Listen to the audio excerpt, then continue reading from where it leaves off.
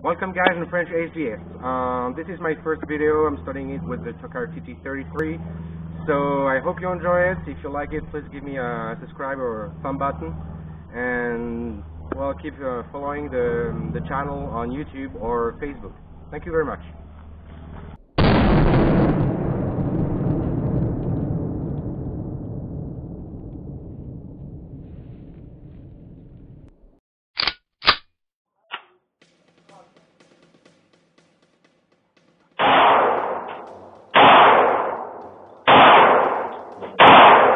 The TT-33 was adopted by the Soviet Union in 1933 and is used or was used by 49 countries across the world.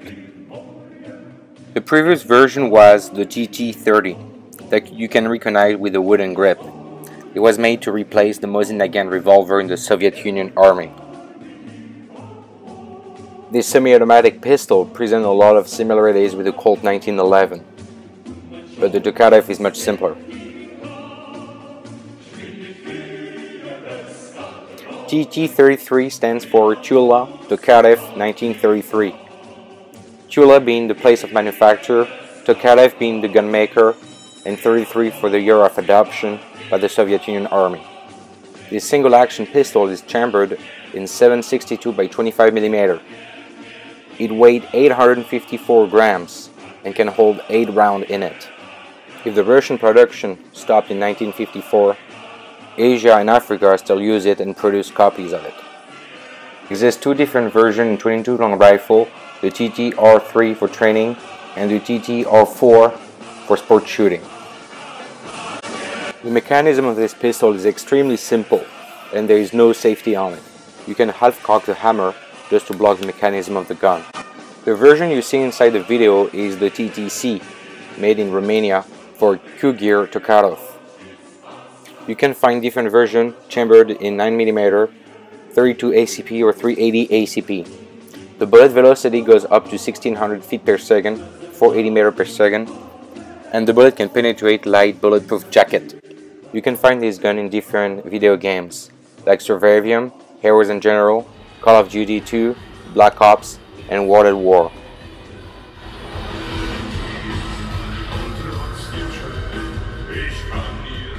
So, let's disassemble the gun. Let's get the pouch. Made in Russia. Let's check the magazine is empty. The chamber is empty too. Let's do it. So, first of all, you have to take off this security on the slide stop. You can use your magazine lips, but you're gonna hurt the magazine, and probably the middle on the gun itself. So the best way is to use a piece of wood. You just make it the back like that, take it off, and then you can push very easily the side stop. You take it off. Once it's off, you just push forward the slide.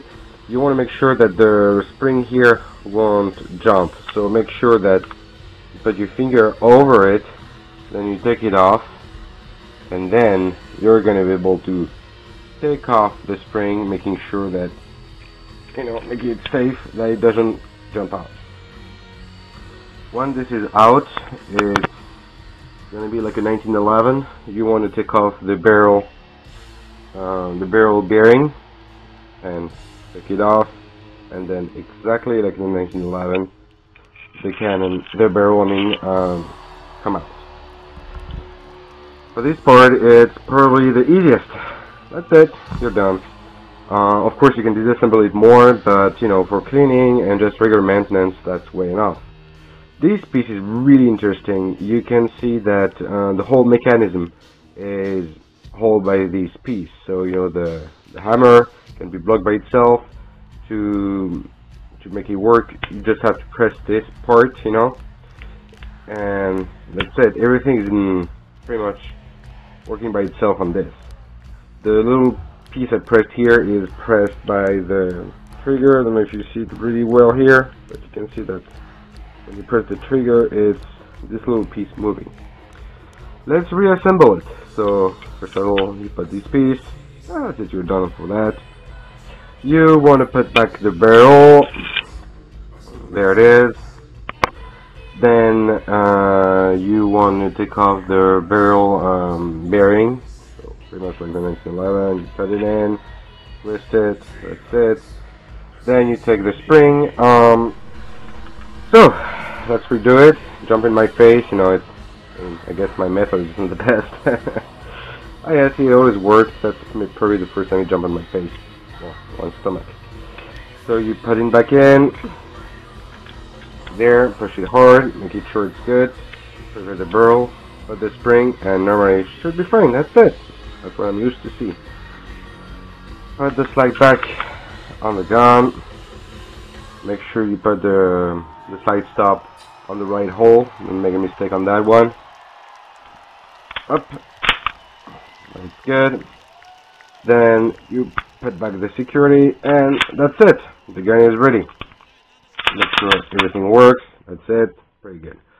I was talking about the no safety on the pistol on the first part of the video. It's pretty interesting that I was talking about the half cocking the hammer.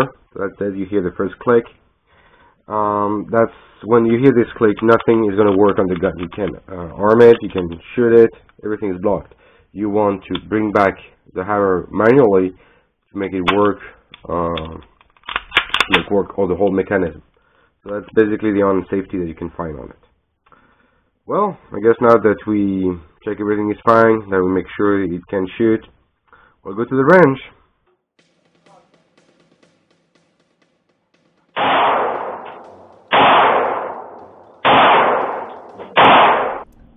So after the disassemble of the gun, as planned, we went on the range.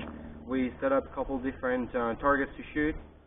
We got like a 4mm steel plate, 8mm. We already set up like a bulletproof jacket to see what the 762x25 can do to it, and block the concrete and see what's gonna happen.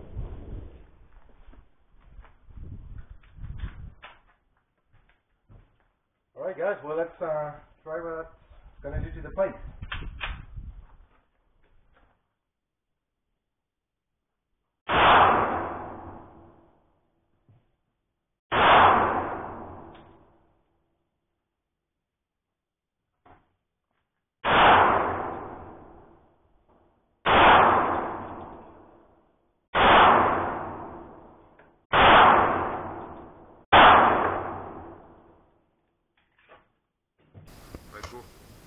Alright, so now we're going to try the bulletproof jacket. I would like to thank again Tactical Association case in south of France for offering me this bulletproof jacket.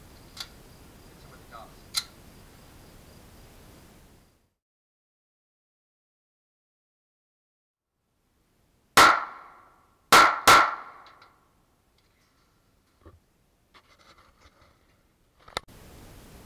Alright, let's try now the concrete.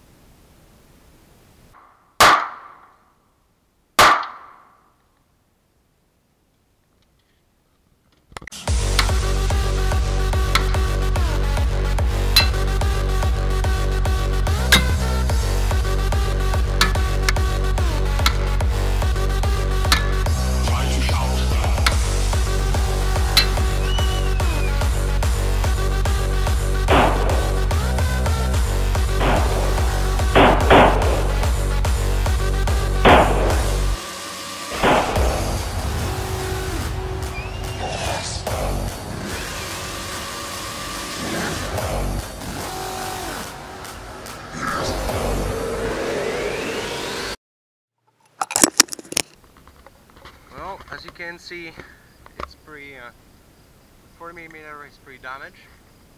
The 8, hardly. The 8mm is hardly damaged.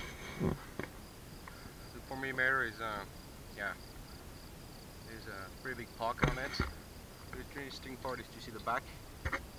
It's, I don't know if you see it well here. There's a big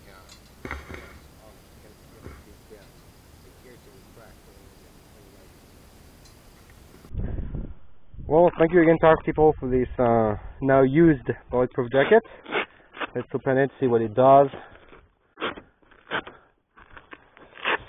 Looks like I put 2 of them inside.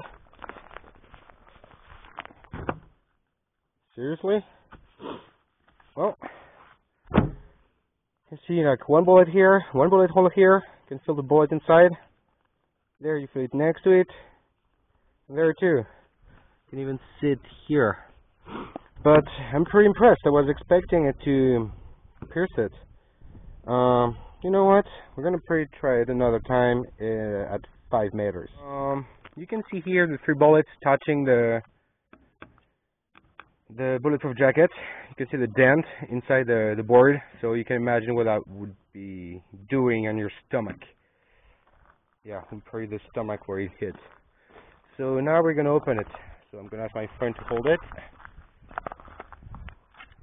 I'm gonna try on this one.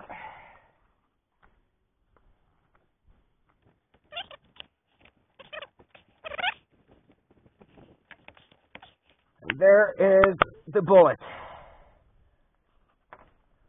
It's pretty dent. It's amazing. Gonna try another one here.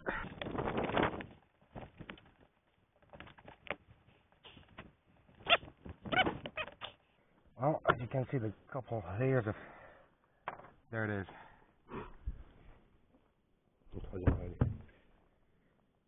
Well, as you can see, I'm very surprised that it's stuck inside the bulletproof jacket. It's probably because we were shooting more like around 15 yards, 10 meters. Well, we'll try maybe another time on 5 meters, which I think should be pierced. I mean, most of the bulletproof jacket are tried around 5 meters, as you say.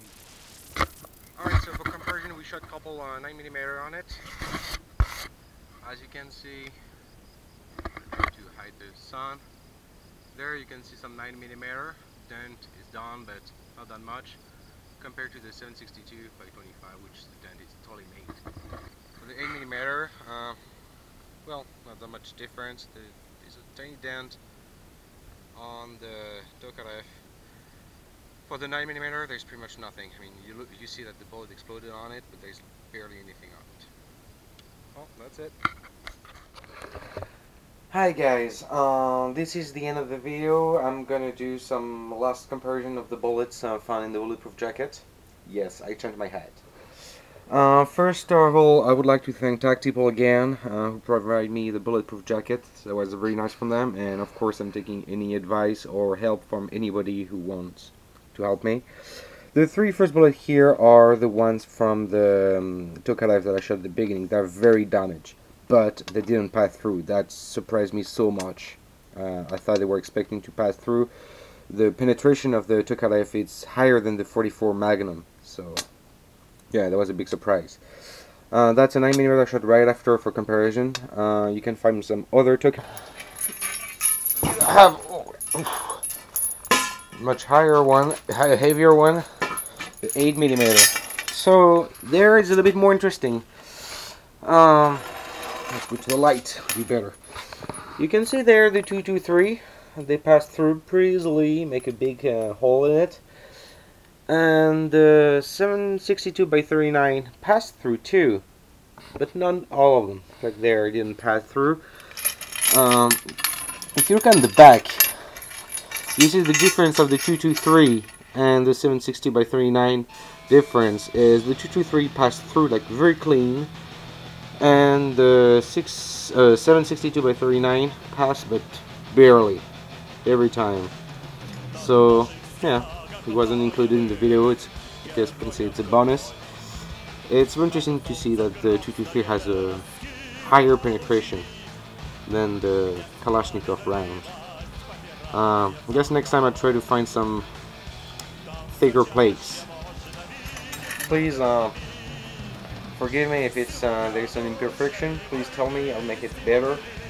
And of course, you know, give me some help, give me some advice. Sorry for my poor English, that's not my native language. So yeah, I guess we're done. My wife, it's 11 o'clock here, 11 PM, so my wife is probably going to kill me if I'm not going home faster. So yeah, have a good night and talk to you soon. Bye bye.